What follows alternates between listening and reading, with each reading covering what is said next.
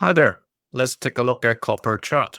To see where the price goes next, we'll cover the weekly market structure, check out the short-term trend, so we can assess the risk of next price move.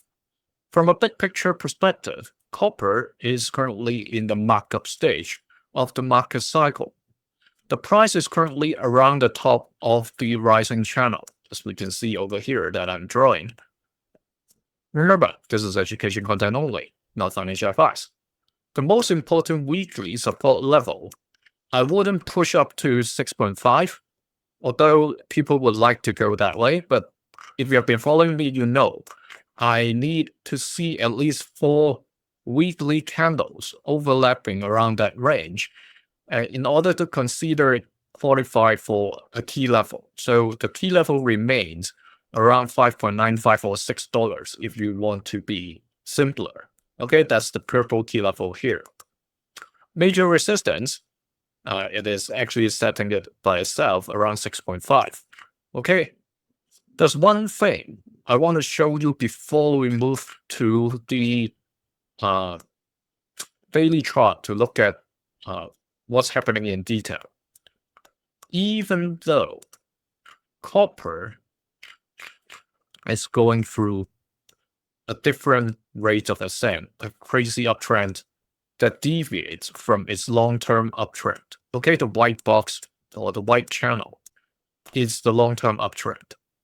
The blue is what's been going on right now. You can say since 2024, after it bottomed out near the end of the year. So if I make this tighter, just to see what's happening to it. Okay, it is still above halfway, so closer to the channel ceiling. What I want to show you here is not just the channel box itself, is that it is going through a gap. Okay, what kind of gap? If I draw a line here, and another line here. You see this crazy ascending wedge, right? And according to textbook, for candlestick pattern analysis, ascending wedge is a bearish signal. Again, that's textbook definition only. It doesn't mean there are no exceptions. Breaking to the upside, just letting you know what observations are there. Okay, despite all these volume. And whenever you see these stars, okay, or crosshairs, whatever you want to name it, looking at these volume, meaning the bulls and bears are basically fighting pretty hard around this range. Either side, even though the volume is white, there are considerable amount of selling at those points. So some people are absolutely taking profit, while some people are chasing in. Okay? Now, the micro trend. All these lines are, the yellow dashed lines, except the 2 that we just drawn from the previous weekly interval, which I'm going to set it just to that interval, so it's not going to interfere with what we are going to draw. These lines I just copied it from the silver chart.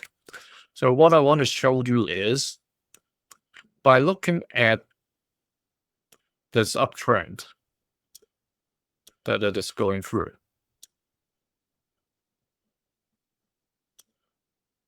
I'm going to expand this.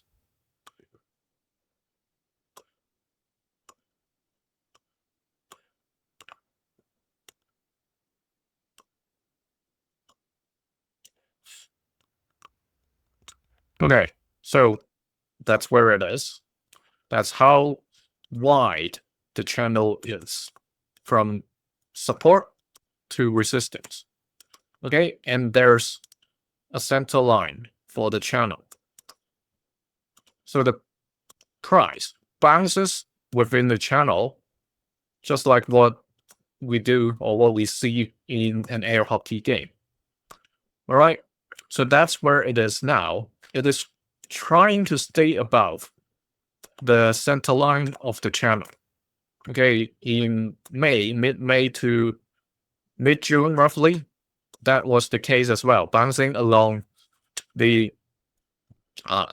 center line of the channel. And as of this moment, this trend that started from the purple key level is still going on. Okay, it hasn't lost the momentum yet.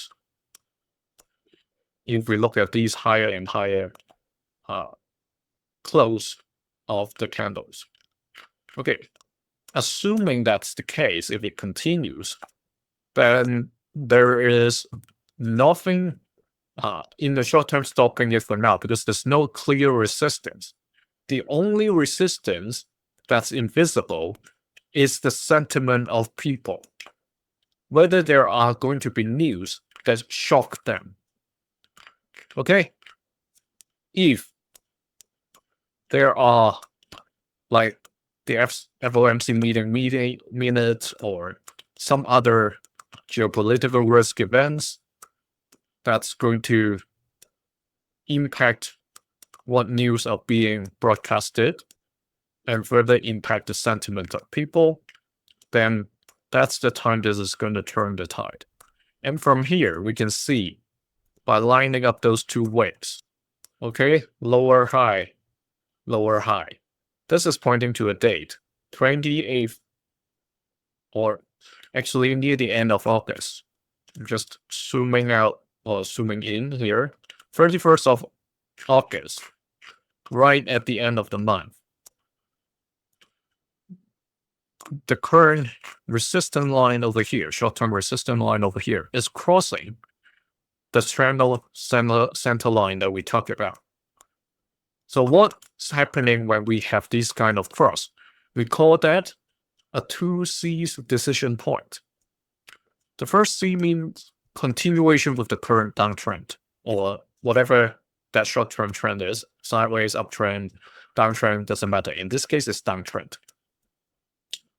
Or it is going to change this downtrend, either become sideways or even bounce up to challenge the channel ceiling if there's sufficient good news to bring people into pushing copper's price further up.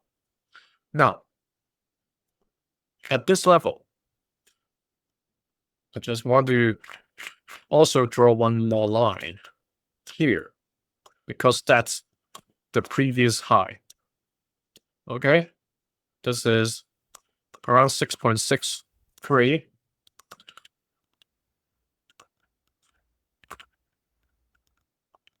That's where it was, okay, before the current all-time high.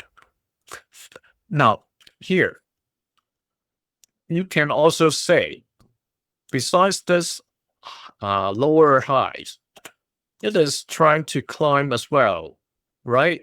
It is even a shorter term, like 4 days. This at least have around 9 days. 8 to 9 days with this one. This one is just a 4 days trend. However, if it really is climbing that way, then, you know, that's what it is. So, given we're not going to come back to revisit this until next week, if it happens in the next few days that it climbs at the current rate, you know, that stays away from this uptrend line that tracks all the way back to end of June, if it is ascending at a quicker rate, this is pointing towards the 21st of August. Right over here. Again, a 2C decision point. This time, the continuation means the uptrend. All right? A change means it is going to get rejected by the 6.63 resistance and come back to this wedge that points to the end of the month. Okay? Some people would like to check the moving averages as well. And this is what's happened. Copper's price has been trying to stay above the 20 days moving average. And it still is. After 10th of July, it shot above the line and briefly tested a few rounds. But it is getting closer again. And in terms of Bollinger Band Kroner squeeze, previously there was a squeeze, but the subsequent volatility, because the squeeze period was very short, and there's no alarming news, the volatility wasn't as big as the longer squeeze period. Okay, so we checked quite a number of things, and you can let me know in the comment whether you think it is going to continue with this uptrend and break the 6.63 by this weekend, or is it going to get rejected by 6.63 and come back to the center line of the uptrend? Okay, remember to subscribe to see the next update. Thank you.